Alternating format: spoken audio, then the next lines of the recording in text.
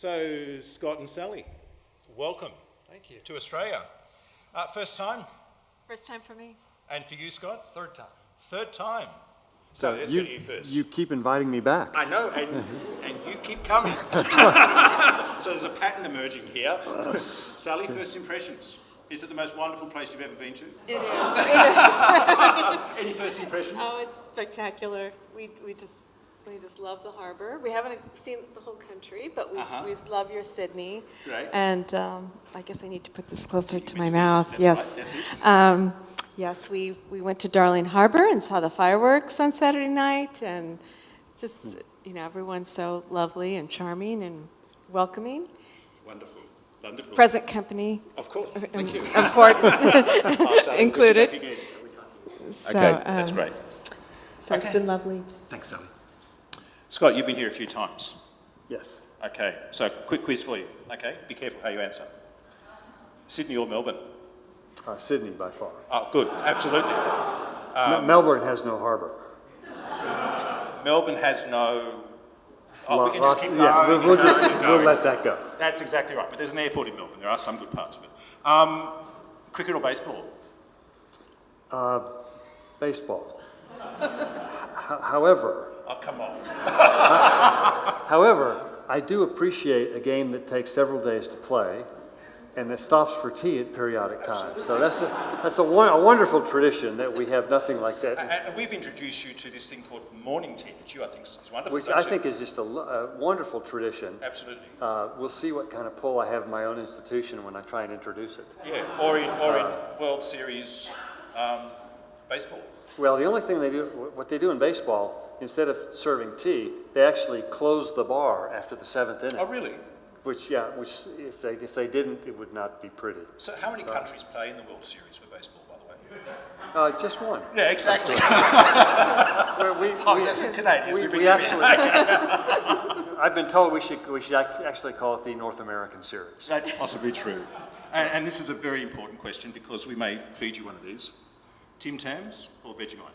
That's not even close. I did try Vegemite one time. It did not go well. And the person who fed it to me learned really quickly not to try that again. Okay. Oh, So, okay.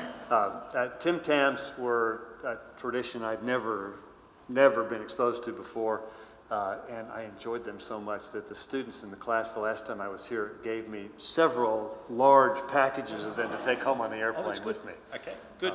So we'll give you some Vegemite tomorrow. Okay, that's great. Pass. Sally, could you tell us about your family and about what you do for a job? Sure. We have three grown sons in their 20s, 23, 26, 29. Our oldest just had his birthday this week. They are all in the arts. They're in the film and acting and music, world. So I don't know how we got three artists. But you live near Hollywood, don't you? You live in LA? We live about an hour south of LA, and so I guess we're in the right spot. You are in exactly the right spot. And then I work for Open Doors USA, Ministry of the Persecuted Church. And yesterday I was really delighted to visit the Open Doors Australia office, and that was great to meet our colleagues here. Excellent, excellent. And Scott, we know about your family now, but what do you do for a job? I'm in my 30th year of teaching at Talbot School of Theology at Biola University. Thank the Lord they've seen fit to renew my contract every year for 30 years. Wow. So that's been wonderful. And about 6 years ago, somebody thought it would be a great idea to make me one of the deans. So I still haven't forgiven them for that yet. Yeah. And then I became the senior advisor to the president of the university about a year ago, which means I'm not teaching much at the moment. So it's just why doing this intensive with all of you has just been a wonderful, life-giving, refreshing thing for me to be back in the classroom among students. It's just been incredibly rich. So I've missed it a lot. I really appreciate the opportunity. Those of you who are in my class, thank you for all of your interaction. It's just made it super stimulating. So very grateful for that. That's great. That's great. Now I Googled you this afternoon. Okay. It was pretty easy. It came up pretty quick. I found out lots of interesting things. But you started off in Old Testament. I did. You did? I did. And now you're all into ethics. I did. I know there's a bit of ethics in the Old Testament. We don't know to go into that. Just a tad. Just a tad. But what has kind of, you basically have two sort of, I mean, lots of strings, but you mainly are into business ethics and bioethics. Right. How did you end up there? What's this journey? Well, professionally? you know, I was actually interviewing for another position years ago at another university, and the provost there, who I was interviewing with, asked me that same question. He said, "How did you get from Old Testament to ethics?" And I looked at him, and I said, "I read the text." I'd like to say I took the text seriously, which I don't think you can read very far in the Old Testament without being really interested in ethics. But what I wanted to do essentially was to be in a field where I could bring my biblical and theological background to bear on issues that were on the front pages of the newspaper when people were still reading newspapers at the time. As it turned out, what I found is that when I started out, the folks who were solidly biblically and theologically grounded were not all that clued in about what the issues of the day were, and could not really speak as well to practitioners, scholars in those various disciplines. And what I found is that those who were good in those disciplines usually didn't care one whit about our biblical and theological framework. And so I wanted to do something where I could build some bridges between those two worlds. Bioethics turned out to be a really nice fit, and then sort of later I started teaching ethics in the business school, and that's where a lot of the interest in ethics in the workplace, our theology of work and vocation, where a lot of that came from. That's great. Now you're going to talk tonight on artificial reproductive technologies, infertility, etc. Now, I've asked you before about asking this question. This is something you've studied, but it's also a road that you've walked. Do you want to share a little bit about your personal walk through there, either of you, or both of you? Be my guest. Well, sure. I mean, when Scott first mentioned that I'd be contributing a little bit tonight, I was just feeling that, oh my goodness, that was such distant history to me, the time when we were grappling with just kind of the despair that you go through when you're going through infertility. But every year, on my oldest son's birthday, it all kind of comes back to me when I celebrate his birth, because that marked kind of the end of that painful time in our lives when we felt, I guess we kind of felt like we were on the outside the windows looking in on the rest of everybody, kind of having their families and their lives and their babies, and we were just up against the glass, and we couldn't get through. And so it was a lonely time. Yeah. That's a good way to put it, because our friends were multiplying like rabbits at the time. And I mean, she stopped going to baby showers because they were too painful. We quit going to church on Mother's Day and Father's Day because that was way too painful. Nobody ever acknowledged that Mother's Day and Father's Day might not be great days for everybody for a whole host of reasons. And it was, I think for both of us, I think it's fair to say that of all the things that we've been through in 35 years of marriage, this was by far the most painful. And I still have very vivid memories of that sense of desperation, feeling exasperated with God, that, how come all of these teenagers get pregnant simply by looking at each other crosswise, and nothing like that's happening with us. And we felt this sense of sort of cosmic injustice that we just didn't understand, and had really had a hard time. As much as we've studied the Bible and theology, we had a really tough time making sense out of this. That's a pretty big statement you said. That's a pretty big statement you said, that in 35 years of marriage, this was the most painful. You guys have been through some pretty painful things. Yes, and this is one thing I wanted to ask you. It's probably better that I ask you this than Ian does, but you've had your own bout with breast cancer about 10, 12 years ago. full treatment, full chemotherapy, what I refer to as a year from hell in our lives, because our children were still very young. I played mom and dad both for 6 to 9 months during a very, very difficult time for her. And which, if you had to look back on that, which was more difficult and which was more painful to deal with? The breast cancer with all the treatments, or the almost 4 years of infertility? I know I've answered this differently. It's really hard. It's hard to be facing cancer and to be a mom, because you just feel, kind of like, I need to be alive for my children. But yeah, I think just on an emotional level, the infertility was tougher for me. I don't know if that would be the answer for everybody, but Why do you think that was?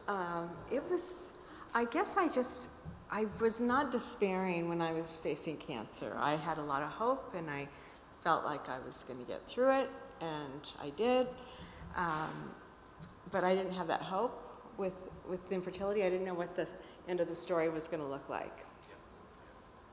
Thanks for sharing that. Thank Yeah. you. Yeah. So how's this, the road with infertility, how has that impacted you individually and as a couple? If either of you want to answer that. Well, I think we had one day a month for almost 4 years, which were very bad days, and it was challenging, I think, for us as a couple. We were able to talk about it together, but we really felt like we were going through this alone. None of our friends that we were aware of were facing anything like this. In fact, for most of the people we were close to, it was just the opposite. And so I think that imagery that you had of, kind of being on the window outside looking in is really right on target. Because we felt like the world was passing us by, and everybody was on this great ride that we didn't have a ticket for. And that was really hard. And it affected, for me, it affected my relationship to God at the time. Because I asked hard questions about God. And I wrestled with a lot of feelings of exasperation with God that I wasn't quite prepared for. That was hard. I think the fact that we were able to talk to each other about this really helped. But that was my experience. Yeah, it was a tough time. I think probably looking back, it was a time where I isolated, and pulled, and there was only certain people that I would connect with, and it's not always the best thing to isolate. It's better to be reaching out and being in community. As I think back, maybe I'm jumping ahead to your next question, but I think so often, once for us, once we did enter the happy life of parents of young children, we kind of like that became our tribe. It's like, oh, we're here now, we've arrived, we're at Disneyland now, and you kind of forget that there's what it was just so short time ago. And I think it's really important for all of us to be aware that not to include people in your life that aren't necessarily in your little world, whether that be elderly people, single people, divorced people, people that without children. I think it's important for us to be intentional about making our worlds bigger. Yeah, our happy ending is not, I wouldn't say is the norm. We're very fortunate that in the providence of God, we stumbled upon the reason why we were having so much difficulty. It actually had nothing to do with any of the male or female parts, but it was another issue that once we got resolved, things happened fairly quickly. But I think if we had not stumbled on that, I don't know that we would have ever figured this out. Because I think that's accurate, and that we just found this out kind of by accident. And so, we recognized that we had a happy ending, but that doesn't erase the memory of a really, really painful time. Yeah, we were going through some, there's that whole continuum of treatment, and we were going through some of the kind of less dramatic treatments. So we didn't get to the point that some people get to in seeking a resolution. But we do have many friends who had to go down that road, and it presents challenging issues. And we'll tell you about one of those that talked to us after the horse was out of the barn, so to speak. I'm sure your church walked with you and they gave you lots of helpful advice on the way through. I imagine they told you if you could find the sin in your life, that might be good, or if you just prayed a whole lot more. I'm sure you heard lots of stories about people who had battled for years and how God had blessed them, or I imagine people tried to encourage you in lots of different ways on the way through that journey. But can you give us any idea here, as most of us here are going to churches, and so we hopefully know people going on this journey, how can the church help more? How can we walk through this journey better? Gosh, I think, I know after I went through this, we started having support groups at our church, and I did get involved in an infertility support group, and met with, and so that was one way to kind of not forget where you came from, in a sense, that, to try and help others in that spot. I think just to be there, and, not to, it's so sensitive, because sometimes people are just holding it together, and just to ask a question like, how are you doing? It's just like, too much. So I think just to kind of, just to be there and to be present, and to seek those people out, just be aware of those people who might be retreating and isolating, and be intentional about including them in your lives. Yeah, and you can seek them out without having to feel like you have to talk about infertility. I think they just want to be around folks who will love them and support them, and if there's opportunity for them to open up to you about it, you're there and present with them. We did get a whole slew of well-meaning but otherwise really clueless advice. Nobody asked me if I had sin in my life. I don't know if they asked you that, but we did have people ask us some pretty personal questions that made me think, what makes you think this is actually some of your business? And so, but we tried our best to be gracious about it. We weren't always as gracious as we could be, but I have since that time and since teaching on this, I've kept a very long list of things that you ought not to say to infertile couples. And the three you cited are, those are probably three of the top five. I'll tell you some more in a minute, but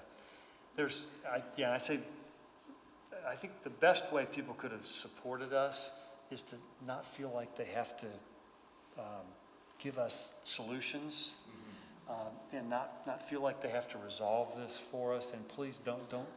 I felt like saying, don't give us advice that we're not asking for, because there was a lot of that to go around, and people just thought, we're just asking innocent questions. We're just caring for you.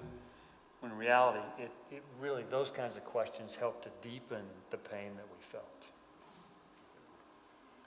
Scott and Sally, thank you so much for sharing your lives. We all have our own unique journey, and this is your journey. But often hearing other people's journeys is just helpful to us. And thank you so much for both of you for coming up and sharing your journey with us. We really do appreciate it. Please join me in thanking you.